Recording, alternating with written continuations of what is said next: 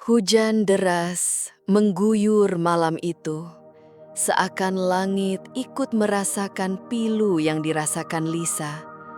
Di ruang tamu rumah mewah yang dulu penuh canda tawa, kini hanya tersisa keheningan yang menyesakkan.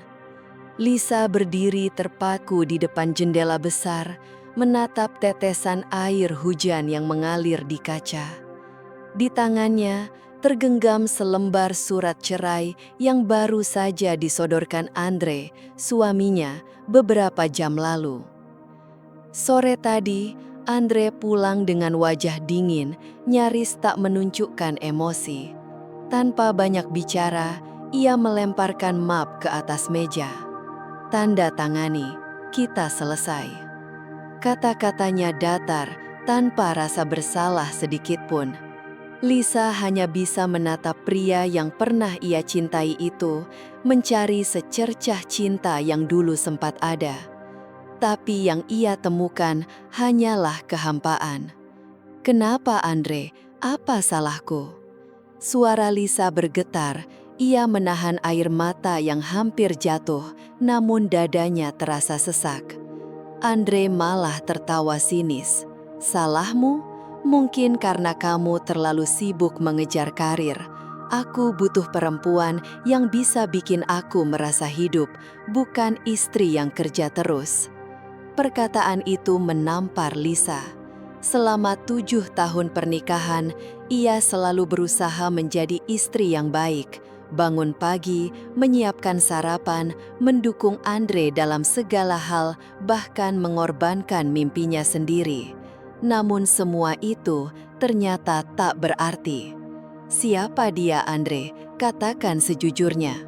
Lisa menatapnya lekat. Dalam hati, ia sudah tahu. Belakangan ini, ia mencium parfum asing di baju Andre, melihatnya tersenyum saat membaca pesan larut malam, dan ponselnya yang tiba-tiba dimatikan saat ada telepon masuk. Tapi Lisa selalu mencoba menepis rasa curiga itu. Andre menghela napas malas. Rina, kamu pasti sudah tahu.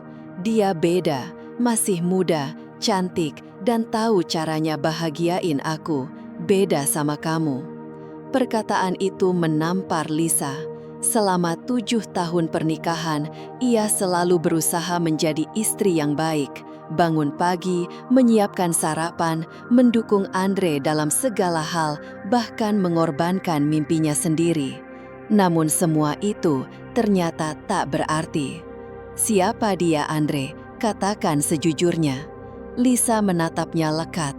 Dalam hati, ia sudah tahu. Belakangan ini, ia mencium parfum asing di baju Andre, melihatnya tersenyum saat membaca pesan larut malam, dan ponselnya yang tiba-tiba dimatikan saat ada telepon masuk. Tapi Lisa selalu mencoba menepis rasa curiga itu. Andre menghela napas malas. Rina, kamu pasti sudah tahu. Dia beda, masih muda, cantik, dan tahu caranya bahagiain aku. Beda sama kamu. Mama itu menghantam Lisa. Rina, wanita yang pernah ia temui di acara kantor Andre. Perempuan berpenampilan mencolok yang sejak awal menunjukkan ketertarikan pada suaminya. Lisa ingat betul lirikan genit Rina, juga cara Andre membalasnya, seolah lupa bahwa istrinya ada di sana. Kamu pilih dia daripada aku setelah semua yang aku korbankan, ucap Lisa dengan nada terluka. Andre hanya mengangkat bahu. Hidup ini singkat, aku cuma ingin bahagia dan Rina bisa kasih itu. Lisa ingin berteriak, melempar sesuatu, tapi tubuhnya hanya mampu diam. Andre lalu menjelaskan bahwa rumah, mobil, dan sebagian besar tabungan akan ikut dengannya. Lisa hanya diberi apartemen kecil dan sedikit uang. Cukup adil kan? Ujarnya ringan. Lisa tak tahan lagi. Adil, semua ini kita bangun bareng. Aku yang bantu kamu waktu kamu jatuh. Sekarang kamu ambil semua dan bilang ini adil. Andre menatapnya dingin. Jangan drama. Kamu perempuan pintar, kamu pasti bisa bangkit. Tapi kalau kamu nggak tanda tangan, semuanya akan lebih rumit. Setelah malam panjang penuh pertengkaran, Lisa akhirnya menandatangani surat cerai itu. Bukan karena menyerah, tapi karena tahu tak ada gunanya mempertahankan seseorang yang tak mencintainya lagi. Ia menulis namanya di atas kertas itu dengan penuh luka, tapi juga dengan tekad baru. Setelah Andre pergi membawa koper dan semua yang ia inginkan, Lisa duduk sendiri di sofa besar yang kini terasa kosong. Hujan masih turun. Di dinding tergantung foto pernikahan mereka. Ia ambil foto itu, menatapnya lama, lalu meletakkannya di lantai. Tak ada air mata lagi. Yang tersisa hanya amarah dan tekad. Lisa menatap dirinya di cermin besar. Wajahnya pucat, rambutnya berantakan. Tapi sorot matanya tajam. "Kamu pikir kamu bisa hancurkan aku, Andre?" bisiknya pada bayangan di cermin. "Kamu salah. Aku akan bangkit, dan kamu akan menyesal." Malam itu, Lisa membuka laptopnya. Ia mulai merancang langkah baru, menghubungi kontak lama, mencatat ide-ide bisnis. Karirnya sebagai konsultan yang dulu ia tinggalkan demi Andre akan jadi alat untuk membangun kembali kehidupannya. Keesokan paginya, matahari mengintip dari balik jendela apartemen kecilnya di pinggir kota. Tempat itu jauh dari kemewahan rumah lamanya, tapi bagi Lisa, tempat ini adalah titik awal. Ia berdiri di depan cermin mengenakan blazer lamanya. Senyum tipis menghiasi wajahnya. "Hari ini awal yang baru," gumamnya. Lisa menelepon Mira, sahabat lamanya. "Mira, aku ingin kembali ke dunia bisnis. Kau bisa bantu?" Mira langsung menyambut semangat itu. "Tentu, dunia ini butuh orang sepertimu. Aku kenal beberapa klien besar, tapi kamu harus siap kerja keras."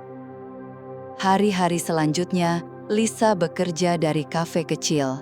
Dengan laptop usang dan semangat membara, ia mulai menerima proyek-proyek kecil. Pendapatan belum besar, tapi cukup untuk membangun lagi pondasi hidupnya. 6 bulan berlalu. Kerja kerasnya mulai terlihat. Seorang pengusaha properti, Pak Budi, tertarik pada kemampuan Lisa. "Saya ingin Anda masuk ke tim saya.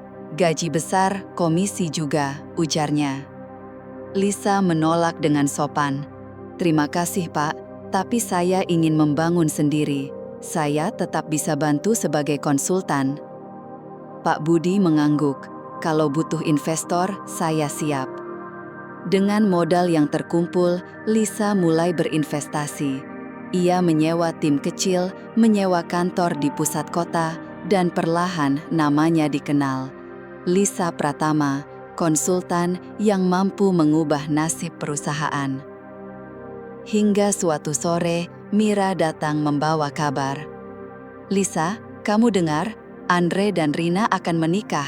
Mereka undang semua orang, termasuk teman-teman kita." Lisa memegang cangkir kopi, matanya menyipit. Bukan karena sedih, tapi karena melihat peluang. Mereka pikir mereka menang, tapi kali ini aku yang akan buat mereka tak bisa bicara. Mira terlihat khawatir. "Yakin kamu ingin terlibat lagi?" Lisa tersenyum datar. "Ini bukan soal balas dendam, ini tentang keadilan." Malam itu, Lisa menyusun strategi. Ia menghubungi pengacara lamanya, Bu Rina, untuk meneliti ulang aset pernikahan yang diambil Andre. Bu Rina, cari celah hukum. Aku ingin ambil kembali apa yang jadi hakku. Bu Rina menyanggupi, kalau ada yang bisa, itu kamu. Lisa juga mulai mempersiapkan penampilannya untuk hari pernikahan Andre dan Rina. Ia menghubungi desainer ternama dan meminta gaun khusus. Aku ingin mereka tahu, aku tak hanya bangkit, aku menang. Kekayaan Lisa terus berkembang. Investasinya di pasar saham meroket, dan sebuah proyek besar dengan perusahaan internasional memberinya kontrak bernilai miliaran rupiah. Kini, Lisa bukan lagi wanita yang hanya tinggal di apartemen kecil. Ia telah pindah ke penthouse mewah di pusat kota, dengan pemandangan gemerlap yang mengingatkannya pada ambisinya yang tak pernah padam. Di penghujung malam, Lisa berdiri di balkon penthouse-nya, memandang kota yang kini berada di bawah kakinya. Angin malam menyentuh wajahnya, membawa aroma kemenangan. Andre, Rina, kalian pikir pernikahan kalian adalah puncak kebahagiaan, gumamnya dengan suara penuh keyakinan. Tapi itu justru akan menjadi awal kehancuran kalian. Tunggu saja. Sore itu, Lisa duduk di ruang kerjanya yang elegan di penthouse barunya. Dikelilingi jendela kaca besar yang menampilkan pemandangan kota yang gemerlap, meja mahoni di depannya dipenuhi dengan dokumen investasi dan laporan keuangan. Namun, pikirannya terhenti sejenak ketika seorang kurir menyerahkan sebuah amplop berwarna emas. Amplop itu terasa berat di tangannya, dihiasi pita satin dan tulisan kaligrafi yang megah. Nama pengirim di sudut amplop membuat jantung Lisa berdegup kencang. Andre dan Rina. Lisa menatap amplop itu lama, seolah benda itu bisa membakarnya. Ia tahu apa isinya tanpa harus membukanya. Undangan pernikahan. Tapi kenapa? Kenapa mereka mengiriminya ini? Apakah hanya sekedar formalitas atau ada niat jahat di baliknya? Dengan tangan sedikit gemetar, ia membuka amplop itu, dan di dalamnya sebuah kartu undangan mewah terpampang. Tanggal, tempat, dan pesan singkat yang manis. Kami mengundang Anda untuk merayakan hari bahagia kami. Tapi, di balik kata-kata manis itu, Lisa bisa merasakan ejekan. Ini bukan sekedar undangan, ini adalah tamparan halus, cara Andre dan Rina untuk mengingatkannya pada kekalahan yang mereka pikir telah mereka torehkan. Lisa melemparkan undangan itu ke meja, nafasnya memburu. Amarah yang telah lama terkubur kini bangkit, membakar dadanya. Ia teringat malam ketika Andre meninggalkannya, kata-kata pedas tentang Rina yang lebih muda, lebih cantik, lebih hidup. Dan sekarang mereka berani mengundangnya untuk menyaksikan kemenangan mereka. Kalian pikir aku masih wanita lemah yang dulu, gumamnya dengan mata menyipit penuh tekad. Mira, yang kebetulan datang untuk membahas proyek baru, melihat undangan itu dan langsung mengerti situasinya. Lisa, buang saja benda itu. Mereka cuma ingin menyakiti kamu lagi, katanya dengan suara penuh kekhawatiran. Lisa menggeleng, senyum dingin muncul di bibirnya. Tidak, Mira, aku tidak akan membuangnya. Aku akan datang. Tapi, bukan sebagai tamu biasa. Aku akan datang sebagai Lisa yang mereka tak pernah bayangkan. Mira memandang sahabatnya dengan kagum sekaligus cemas. Kau yakin ini bisa jadi jebakan? Lisa berdiri dan berjalan ke jendela, memandang kota yang kini tunduk padanya. Mira, mereka pikir mereka bisa mempermainkanku lagi, tapi kali ini akulah yang akan mengatur permainan. Aku akan membuat mereka menyesal pernah mengirimkan undangan ini. Malam itu, Lisa duduk di sofa kulit ruang tamunya, memutar-mutar gelas anggur di tangannya.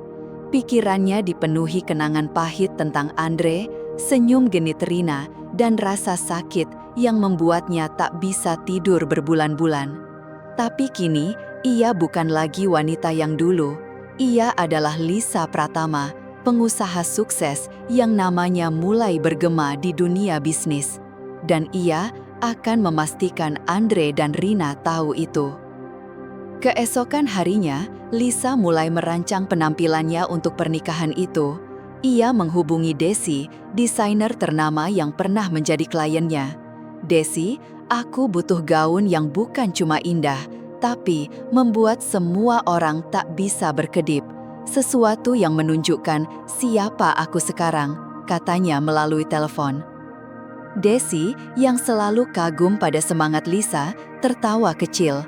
"Lisa, aku akan buatkan gaun yang membuatmu seperti ratu. Tunggu saja." Lisa juga memesan perhiasan dari butik eksklusif di pusat kota, kalung berlian dengan liontin berbentuk bintang, anting-anting yang berkilau di bawah cahaya, dan cincin yang melambangkan kemenangannya.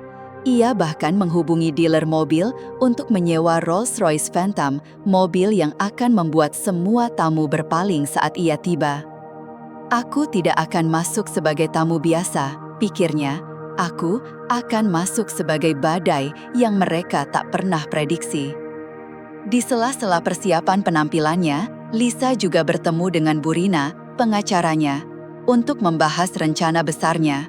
"Bu, bagaimana dengan aset Andre?" tanya Lisa, suaranya tegas. Bu Rina tersenyum dan mengeluarkan setumpuk dokumen dari tasnya. "Lisa, kau beruntung. Andre ceroboh saat membagi aset dulu. Ada beberapa celah hukum yang bisa kita manfaatkan. Aku sudah mulai proses untuk mengalihkan beberapa asetnya ke rekeningmu, tapi ini harus dilakukan diam-diam sebelum pernikahan." Lisa mengangguk, matanya bersinar. "Lakukan, Bu. Aku ingin Andre merasakan apa yang kurasakan dulu, kehilangan segalanya." Hari-hari menjelang pernikahan, Lisa berlatih untuk menguasai setiap gerak dan kata-katanya. Ia berdiri di depan cermin besar di kamarnya, mengenakan gaun sementara yang mirip dengan desain final Desi, melatih senyum yang penuh percaya diri namun menyimpan rahasia.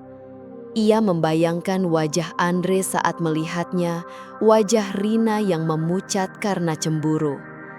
"Kalian ingin mempermalukan aku," gumamnya, "tapi kalian yang akan terhina."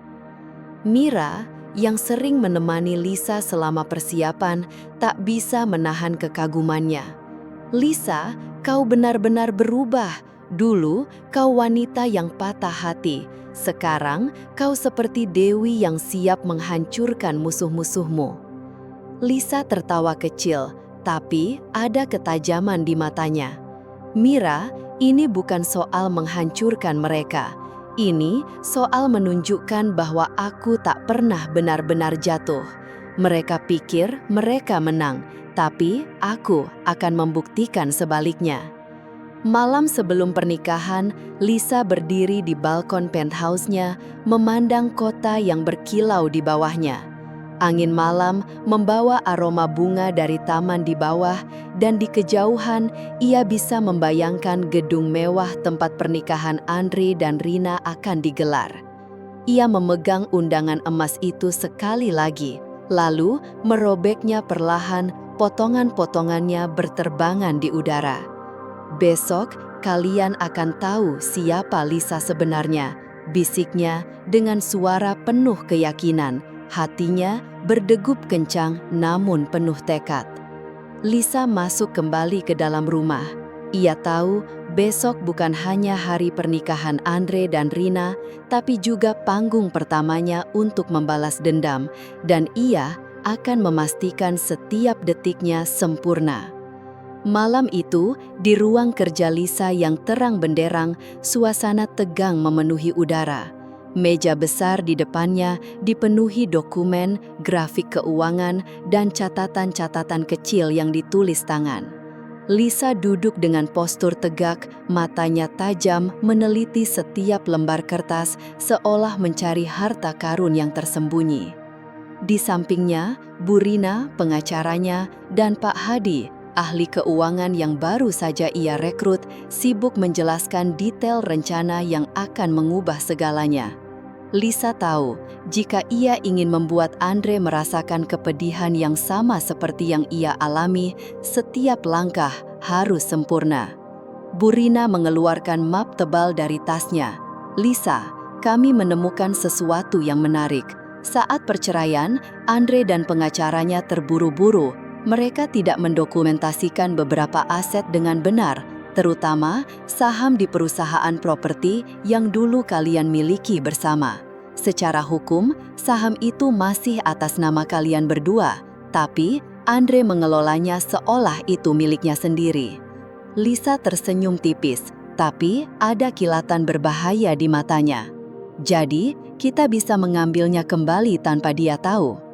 Pak Hadi menambahkan, "Bukan cuma saham, ada juga beberapa rekening offshore yang Andre sembunyikan. Kami bisa mengalihkan aset-aset itu ke rekening baru atas nama Anda sebelum dia menyadari apa yang terjadi." Lisa mencondongkan tubuh ke depan, jantungnya berdegup kencang. "Berapa banyak yang kita bicarakan di sini?"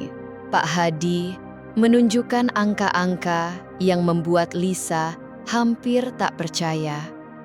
Totalnya bisa mencapai puluhan miliar rupiah. Saham, rekening, dan beberapa properti kecil yang Andre pikir sudah aman di bawah kendalinya. Lisa menarik nafas dalam-dalam, menahan gelombang emosi yang menghantamnya. Puluhan miliar, uang yang seharusnya menjadi miliknya, yang Andre rampas untuk membiayai kehidupan mewahnya bersama Rina. Sekarang, ia akan mengambil semuanya kembali, tepat pada saat mereka merasa paling tak tersentuh. "Besok, kalian akan tahu siapa yang kalian hadapi," gumam Lisa, senyum puas di wajahnya. Seminggu sebelum hari pernikahan, Burina datang membawa kabar besar. "Lisa, semua dokumen sudah beres, saham sudah atas nama kamu, dan semua rekening utama akan dipindahkan malam ini. Besok pagi, Andre sudah tidak punya apa-apa lagi." Lisa menutup mata, menarik nafas panjang. "Terima kasih, Burina. Ini lebih dari yang aku bayangkan." Burina menggenggam tangan Lisa, suaranya lembut. "Kamu kuat, Lisa. Sekarang, pergilah ke pernikahan itu. Tunjukkan siapa dirimu yang sebenarnya." Malam itu, Lisa berdiri di balkon penthouse-nya. Lampu kota berkelap-kelip di bawah sana. Angin malam menyapu wajahnya, membawa aroma kemenangan. Ia menggenggam segelas anggur, tapi tak disentuhnya. Pikirannya sibuk membayangkan hari besok. Langkahnya yang mantap, ekspresi kaget Andre, dan wajah Rina yang memucat. "Kalian kira sudah menang," bisiknya yakin. "Padahal ini adalah akhir permainan kalian." Hari itu pun tiba.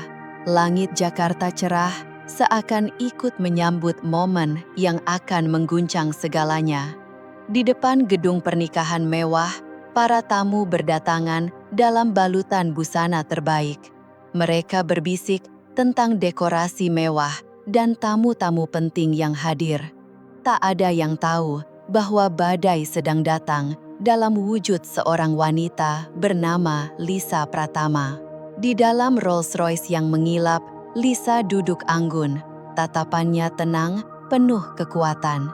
Gaun merah marun rancangan Desi membalut tubuhnya dengan sempurna.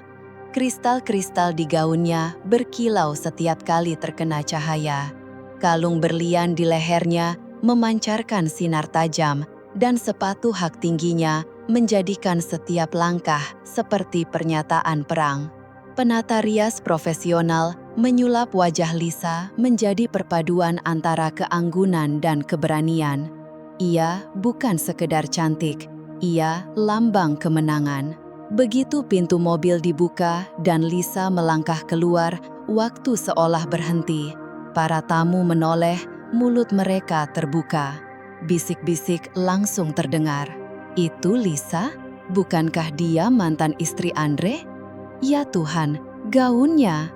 Lisa tetap tenang. Ia melangkah dengan kepala tegak dan senyum tipis di bibir. Setiap langkahnya penuh percaya diri. Di dalam gedung, suasana semakin ramai. Rina berdiri di samping Andre dengan gaun pengantin putih berkilau. Andre dalam jas mahal terlihat bangga, seolah dunia miliknya.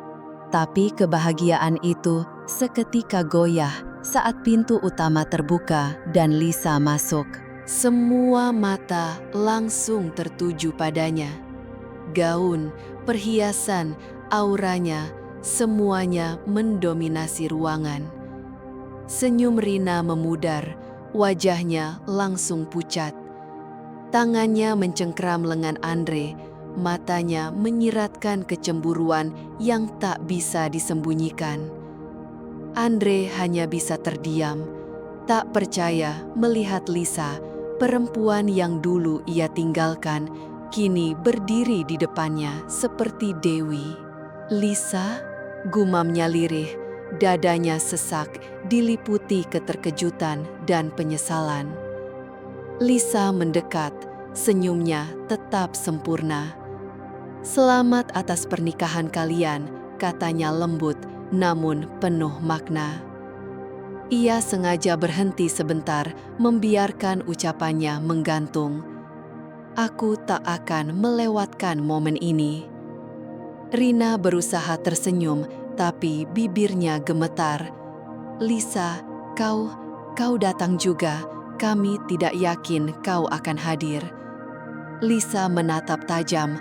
"Oh Rina, aku tak mungkin melewatkan undangan seistimewa ini.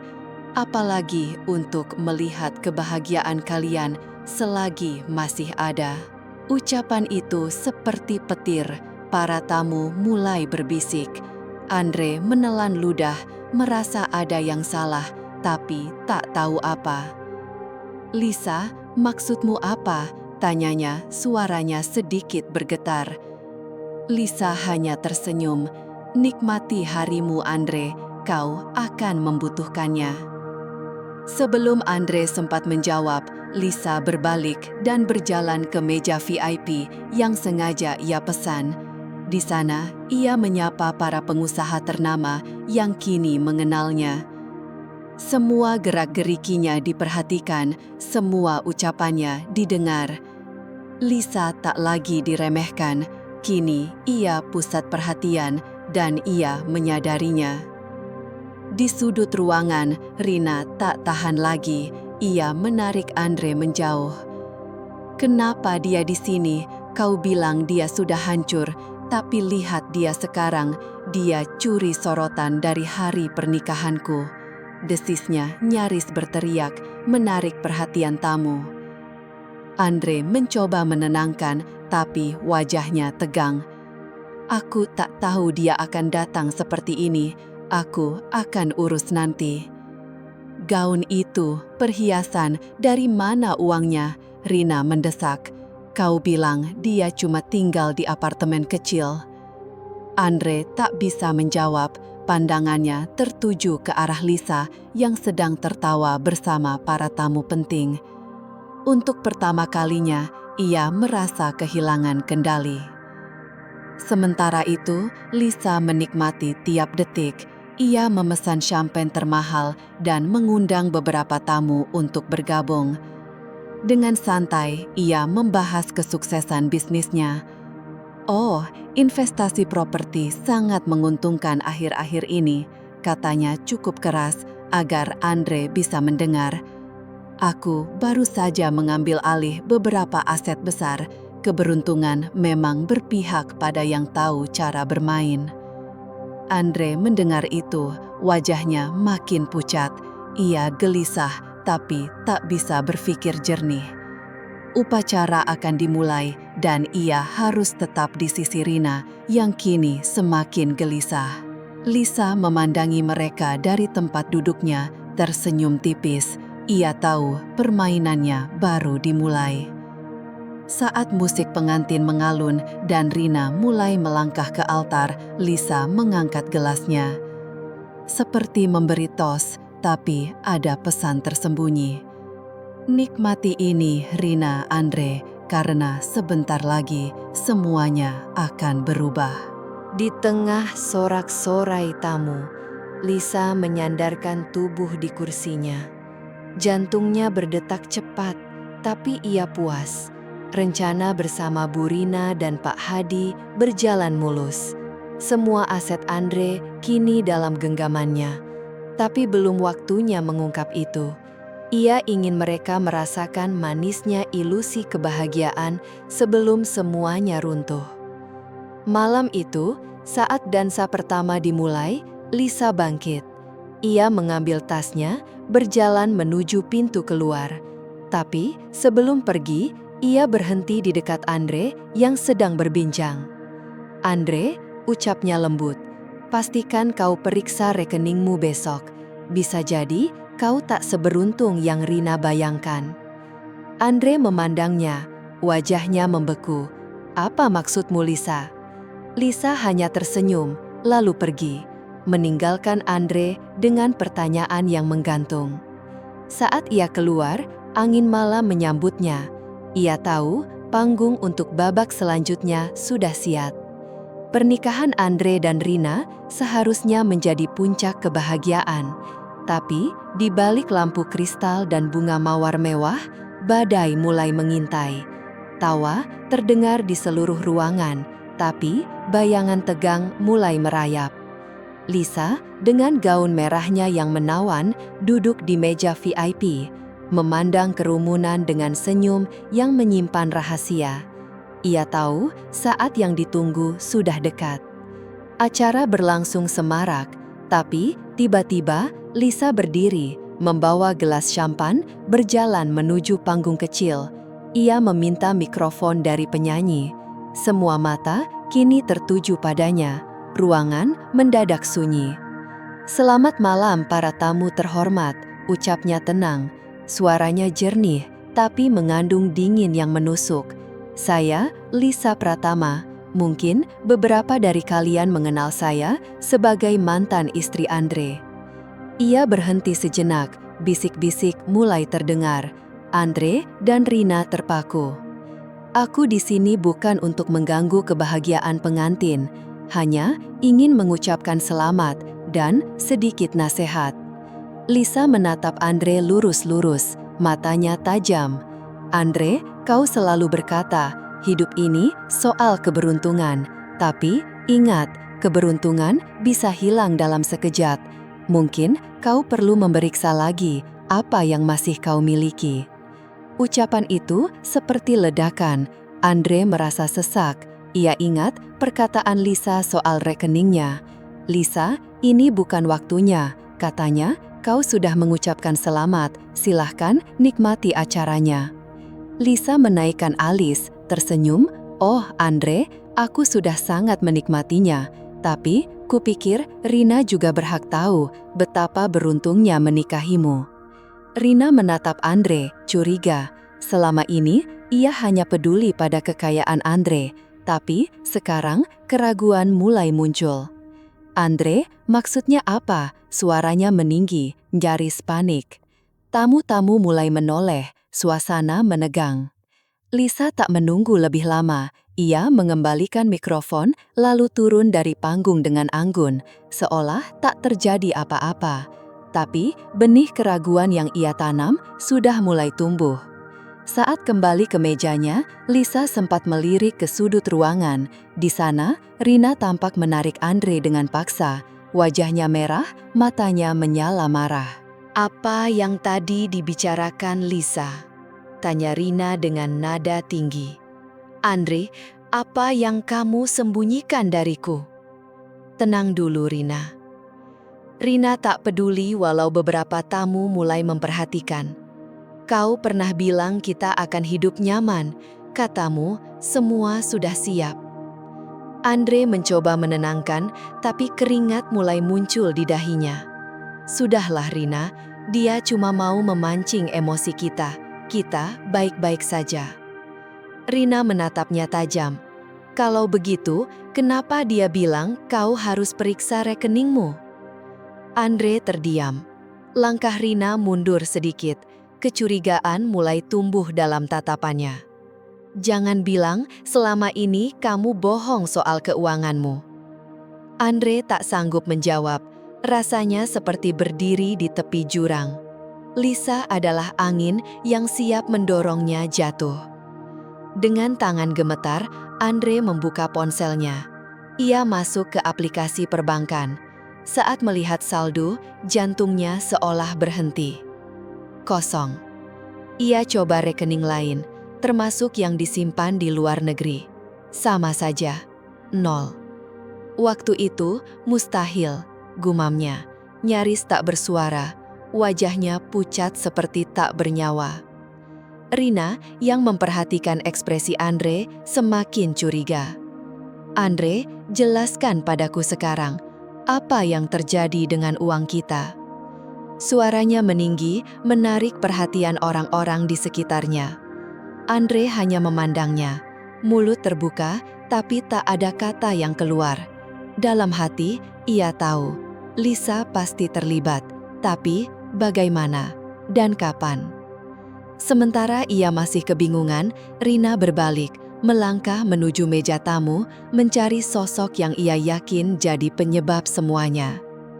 Lisa duduk anggun, tersenyum dingin saat Rina mendekat. Kau terlihat tegang, Rina. Ada yang salah?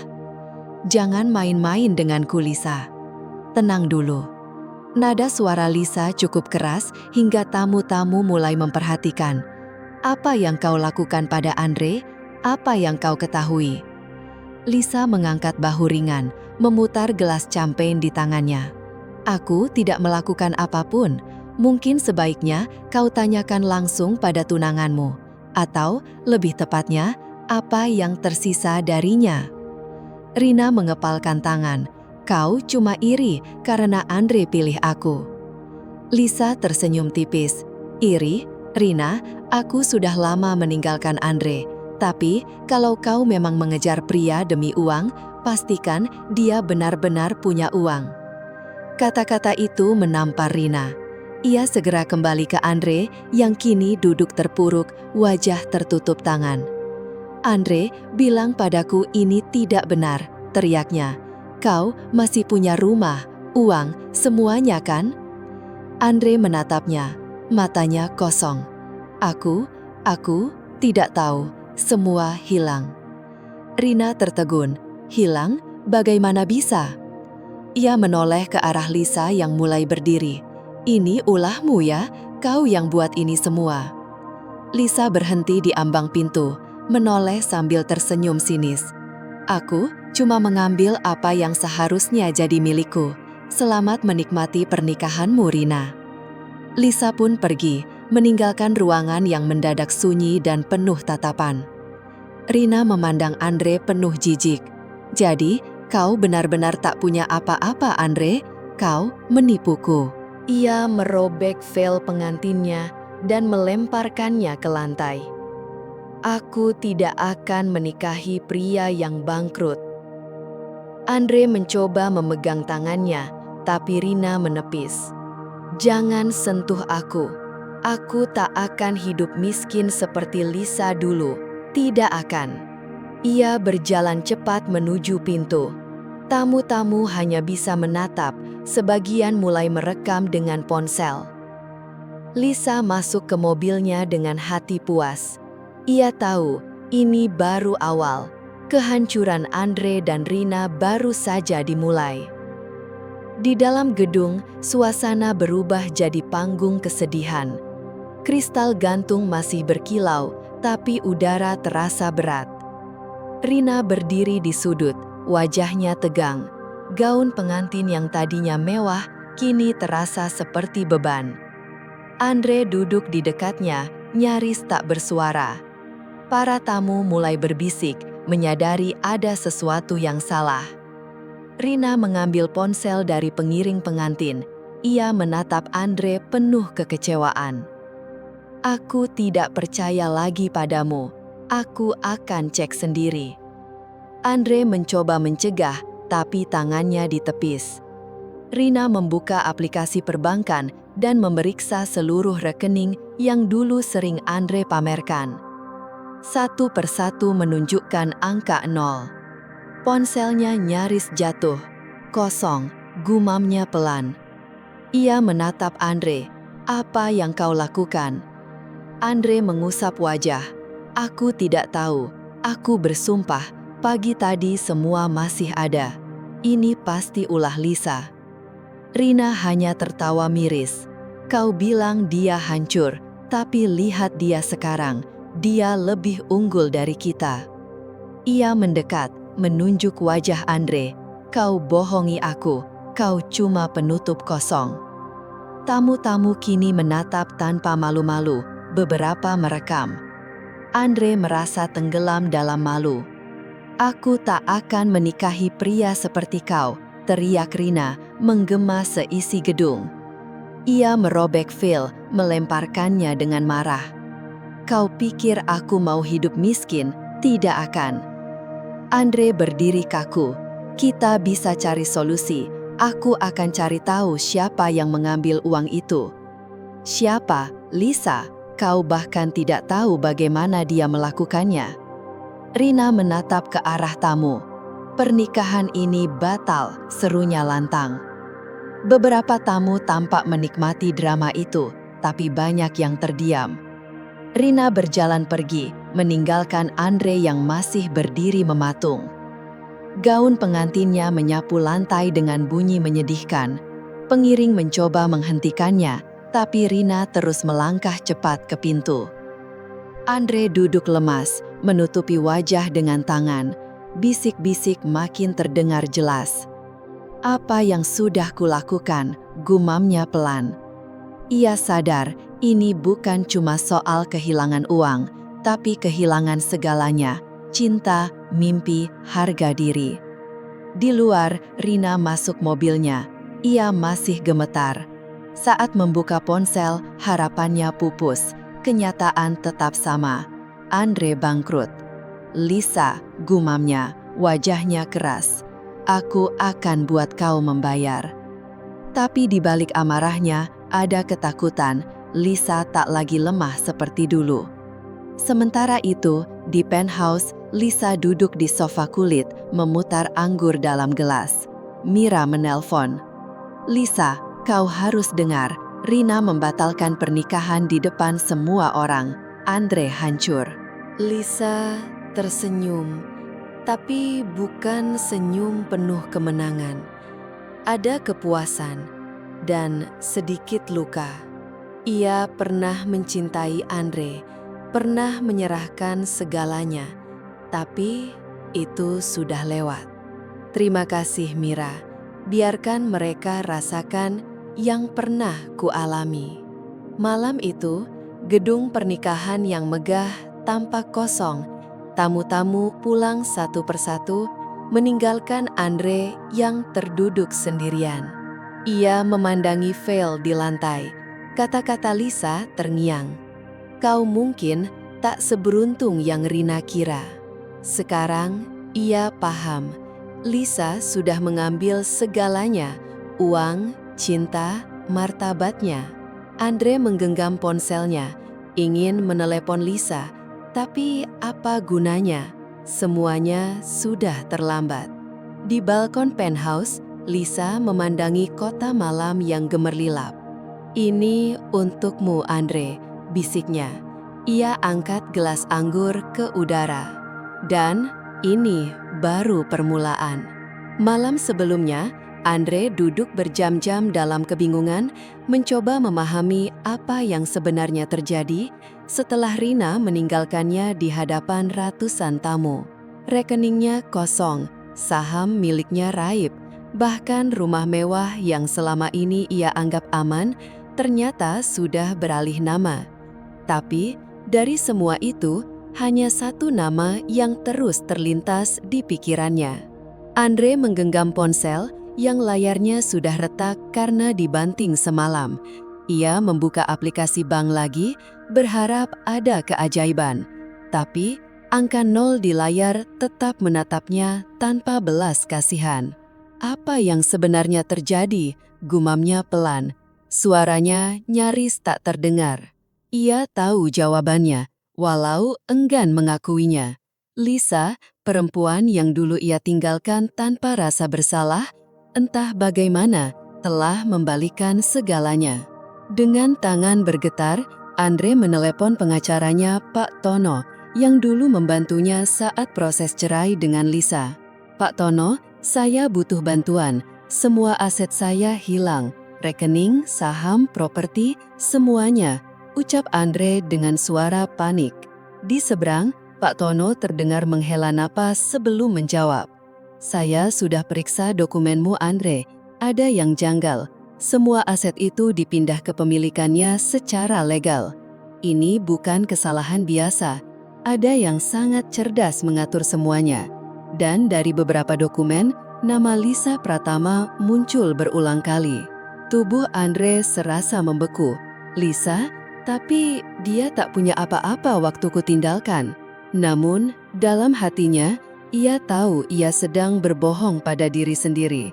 Penampilan Lisa di pernikahan, gaun glamor, mobil mahal, sikap penuh percaya diri, bukanlah cerminan wanita yang kalah. Ia telah bangkit, dan Andre baru sadar betapa bodohnya ia meremehkan Lisa. Pak Tono melanjutkan, "Dulu kamu terlalu ceroboh saat proses perceraian.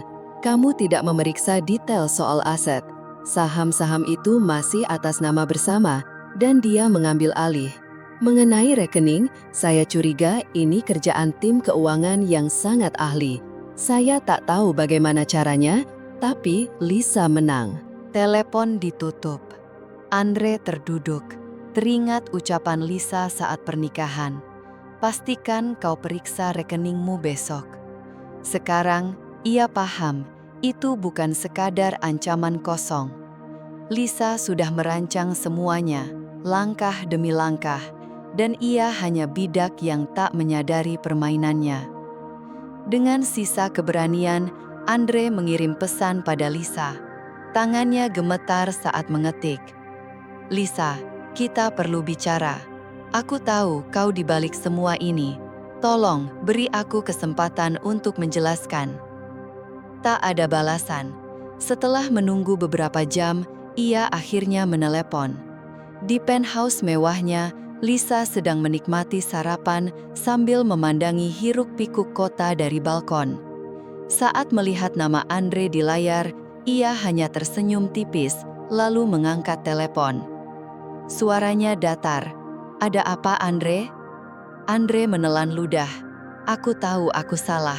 Aku tahu kau yang ambil semua ini. Tolong, beri aku kesempatan. Aku menyesal atas segalanya."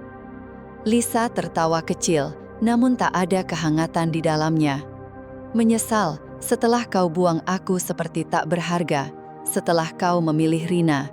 Andre, maafmu tidak berarti apapun." "Tolong, Lisa, aku sudah kehilangan segalanya. Rina, rumah, semua aset.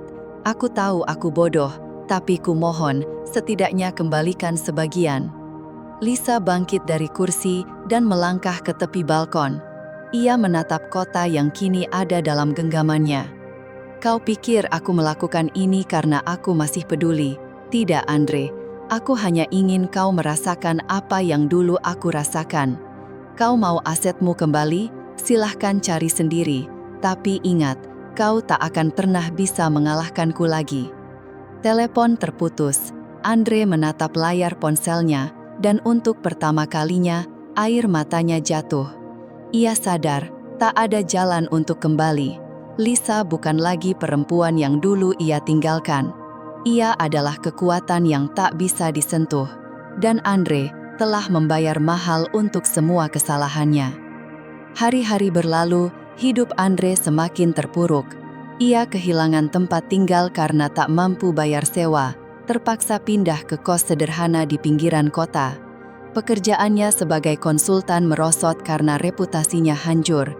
Video saat Rina membatalkan pernikahan tersebar luas di media sosial. Teman-teman menjauh, ia kehilangan segalanya. Malam demi malam, ia habiskan sendiri, ditemani minuman murah dan penyesalan yang tak kunjung reda. Sementara itu, Lisa terus melangkah maju. Ia mendapat kabar tentang Andre dari Mira, sahabatnya. "Lisa, kau harus lihat dia sekarang. Dia sudah bukan siapa-siapa," ucap Mira lewat telepon. Lisa hanya mengangguk. Tidak ada kebahagiaan di hatinya. Ini bukan soal menghancurkan Mira. Ini soal keadilan. Andre membuat pilihannya sendiri. Sekarang, ia harus menanggung akibatnya. Di malam yang dingin, Andre menatap cermin kamar kos yang retak. Wajahnya terlihat lebih tua, dipenuhi lelah dan keputusasaan. Ia teringat senyum Lisa saat pernikahan, tatapan yang penuh kemenangan. "Aku pantas menerima ini," bisiknya pelan. Lisa telah menang, dan Andre tahu tak ada lagi kesempatan untuk bangkit. Matahari pagi menyinari penthouse milik Lisa. Lantai marmer memantulkan sinarnya dengan anggun. Di balkon, Lisa berdiri memakai gaun sutra putih sederhana. Udara pagi menyapa wajahnya, sementara aroma kopi hangat menguar dari belakang. Untuk pertama kalinya dalam hidup, Lisa merasa ringan, bebas dari luka, bebas dari dendam. Hidupnya kini adalah cerminan kemenangan. Bisnisnya berkembang pesat. Klien dari luar negeri berlomba ingin bekerja sama. Lisa Pratama kini dikenal tak hanya di Indonesia, tapi juga di dunia bisnis internasional. Baru-baru ini, ia menandatangani kontrak besar dengan perusahaan teknologi asing. Hartanya melimpah, tapi lebih dari itu, ia menemukan makna dalam kebebasan dan kasih dari orang-orang yang tulus mendukungnya. Sore itu, Lisa menggelar acara kecil di penthouse-nya. Ia mengundang sahabat dan keluarga terdekat. Mira datang dengan senyum lebar, membawa anggur mahal sebagai hadiah. "Lihat dirimu, Lisa, seperti bintang yang bersinar lebih terang setelah badai," kata Mira sambil memeluknya. Lisa tertawa hangat dan tulus. "Tanpa kamu, Mir, aku mungkin tidak akan sampai di sini." Bu Siti, ibu Lisa, juga hadir. Matanya berkaca-kaca saat melihat putrinya berdiri tegak dan percaya diri. Ibu, aku belajar dari kalian. Kalian ajarkan aku untuk tidak menyerah." Lisa memeluk ibunya erat. "Ibu, aku belajar dari kalian. Kalian ajarkan aku untuk tidak menyerah." Acara itu berlangsung hangat dan penuh tawa. Saat suasana mulai tenang, Lisa berdiri, mengetuk gelas anggurnya, lalu berkata, "Teman-teman, terima kasih karena sudah hadir. Hari ini, aku ingin membagikan kabar penting. Dengan semua yang telah aku capai, aku memutuskan untuk membentuk yayasan bernama Cahaya Harapan. Yayasan ini akan membantu perempuan yang pernah patah hati, kehilangan, atau dihianati, agar bisa bangkit dan menemukan kekuatannya kembali." Tepuk tangan memenuhi ruangan. Mira menangis haru. Bu Siti tersenyum penuh bangga. Lisa melanjutkan, "Kekayaan bukan sekadar angka, tapi soal bagaimana kita menggunakannya untuk mengubah hidup orang lain. Aku pernah jatuh, tapi aku bangkit. Sekarang, aku ingin jadi cahaya bagi perempuan lain." Pengumuman itu menjadi bukti bahwa Lisa telah berubah. Ia tak lagi dikendalikan oleh luka. Ia menggunakan kesuksesannya untuk membawa harapan. Media pun ramai memberitakan yayasan tersebut, menjulukinya "Perempuan yang Bangkit dari Abu." Judul itu membuat Lisa tersenyum setiap kali membacanya. Beberapa hari kemudian, Mira datang membawa kabar baru. "Lisa, kamu harus dengar. Andre sekarang tinggal di kos-kosan murah. Dia coba cari kerja, tapi semua menolaknya." Lisa hanya menanggapi dengan tenang. Aku sudah tak peduli, Mir. Dia sudah membuat pilihannya. Sekarang aku ingin fokus membangun hidupku. Mira menatap Lisa penuh kagum. Kau benar-benar berubah. Aku kira dendam akan selalu tinggal dalam dirimu, tapi sekarang kau damai. Lisa tersenyum, menatap cangkir kopinya. Dendam itu seperti api. Awalnya membakar semangatku, tapi kalau dibiarkan, dia akan membakarku habis. Sekarang aku memilih untuk hidup, bukan untuk membenci. Malam itu, Lisa menghadiri acara peluncuran resmi Yayasan Cahaya Harapan yang digelar di sebuah hotel mewah. Ia berdiri di atas panggung, memakai gaun biru safir yang anggun, menyampaikan pidatonya di hadapan ratusan tamu, mulai dari tokoh masyarakat hingga wartawan. Setiap perempuan punya kekuatan untuk bangkit, ucapnya mantap. Dan lewat yayasan ini, kami ingin membantu mereka menemukan cahaya di tengah gelapnya hidup. Tepuk tangan bergema, dan hati Lisa terasa penuh. Tak ada lagi Andre atau Rina di benaknya. Dendam yang dulu menyala kini padam, tergantikan oleh rasa damai yang ia temukan lewat keberhasilan dan niat baiknya. Ini adalah kemenangannya yang paling tulus, bukan hanya atas Andre, tapi juga atas dirinya sendiri. Menjelang akhir acara, Lisa berdiri di balkon hotel, menatap kelap-kelip kota di bawahnya. Angin malam membawa aroma bunga dari taman.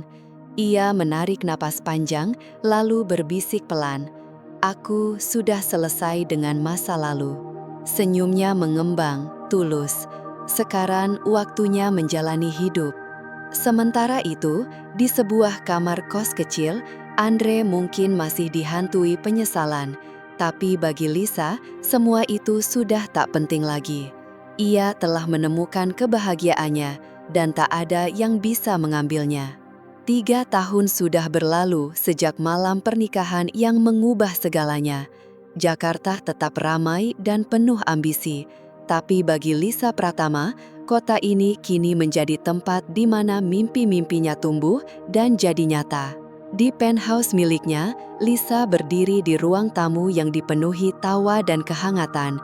Meja makan panjang di depannya, penuh dengan hidangan lezat, dikelilingi oleh orang-orang yang paling ia sayangi. Ada ibunya, Bu Siti, yang kini tinggal bersamanya. Mira, sahabat setia yang selalu ada, dan beberapa teman dekat yang telah menjadi keluarga baru bagi Lisa. Di sudut ruangan, Ardi, seorang arsitek berbakat yang belakangan hadir dalam hidupnya, menatap Lisa dengan mata penuh kekaguman. Lisa mengenakan gaun sederhana, tapi tetap anggun, rambutnya terurai alami, tapi dari dirinya terpancar kekuatan dan kelembutan sekaligus.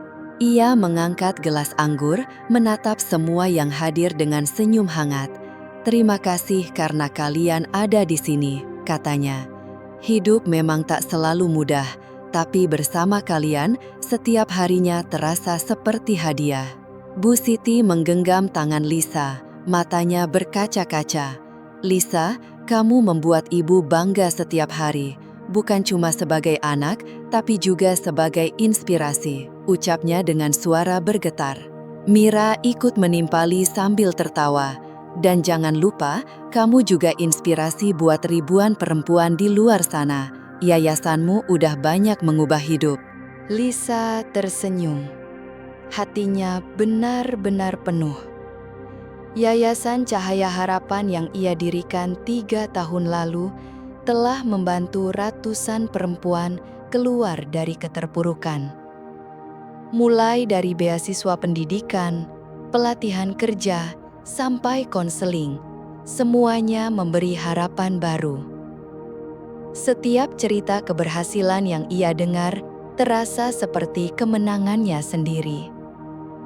Bisnisnya pun berkembang pesat, membuka cabang di Singapura dan London.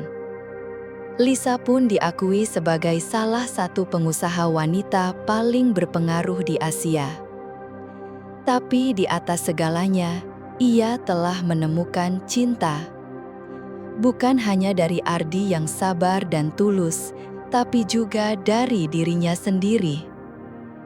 Sementara itu, di sisi lain kota, hidup Andre berbanding terbalik. Ia tinggal di kamar kos sempit di pinggiran Jakarta. Dindingnya mengelupas, kipas anginnya tua dan berderit. Penampilannya jauh dari elegan. Kaos polos dan celana jeans lusuh menggantikan jas mahal yang dulu biasa ia kenakan. Pekerjaannya sebagai petugas administrasi di kantor kecil hanya cukup untuk kebutuhan harian. Setiap malam, ia menatap layar televisi kecil, dan malam itu wajah Lisa muncul di layar. Sebuah talk show menayangkan kisah inspiratifnya, dari wanita yang disakiti menjadi simbol kekuatan dan keberhasilan. Lisa Pratama adalah bukti bahwa kekuatan sejati datang dari dalam, kata pembawa acara. Andre terpaku. Ia menatap wajah Lisa, senyum hangatnya, mata yang penuh cahaya. Hatinya terasa sesak. Ia teringat malam ketika ia memilih meninggalkan Lisa, kata-kata menyakitkan yang ia lontarkan, dan keputusannya memilih Rina. Sekarang, Rina telah pergi, pindah ke kota lain bersama pria lain. Yang tersisa hanya Andre dan penyesalannya. Ia berjalan ke jendela kecil, memandang langit malam yang gelap. "Aku pantas mendapat ini," bisiknya lirih. Ia sadar tak ada jalan kembali. Lisa sudah terlalu jauh melangkah, sementara ia masih terperangkap di masa lalu. Meski begitu, dalam penyesalannya ada secercah kekaguman. Wanita yang dulu ia remehkan, kini telah menjelma jadi sosok yang luar biasa. Keesokan harinya, Lisa hadir di acara amal tahunan Cahaya Harapan di ballroom hotel yang megah. Ia kembali berdiri di panggung, kali ini mengenakan gaun emas yang memukau. Ia berbicara tentang pentingnya memberi harapan, dan di hadapannya duduk para wanita yang pernah ia bantu. Mata mereka bersinar penuh rasa syukur. Bukan harta atau ketenaran yang membuat Lisa bahagia, tapi karena ia telah menemukan makna hidupnya. Setelah acara, Lisa berjalan ke taman hotel menikmati udara malam. Ardi menemani, tangannya menggenggam tangan Lisa. "Kamu luar biasa malam ini," ucap Ardi penuh bangga. "Aku bersyukur bisa menjadi bagian dari hidupmu." Lisa menatapnya, senyumnya lembut. "Dan aku bersyukur kamu ada. Kamu membuatku merasa utuh," balasnya. Tanpa mereka tahu, Andre berdiri di seberang jalan, menatap dari balik pagar taman. Ia tak sengaja lewat dan melihat spanduk acara. Wajah Lisa yang tersenyum bahagia bersama pria lain menusuk hatinya. Tapi ia tahu ia tak punya hak untuk datang, tak punya hak untuk minta maaf. Ia hanya bisa diam, menyaksikan hidup yang dulu bisa jadi miliknya, kalau saja ia tak membuat pilihan keliru. Lisa seolah merasakan sesuatu menoleh ke arah jalan. Tapi ia tak melihat Andre, hanya bayangan masa lalu yang sempat terlintas. Ia tersenyum kecil, lalu kembali menatap Ardi dan para tamu. "Kebahagiaanku adalah balas dendam terbaik," bisiknya dalam hati. Senyumnya makin lebar. Andre pun berbalik melangkah pergi. Punggungnya membungkuk di bawah beban penyesalan yang berat. Sementara itu, Lisa melangkah kembali ke dalam ballroom, dikelilingi cinta dan tawa. Hatinya tenang. Ia tahu, apapun yang pernah terjadi, masa depannya kini miliknya sepenuhnya. dan itu sudah lebih dari cukup.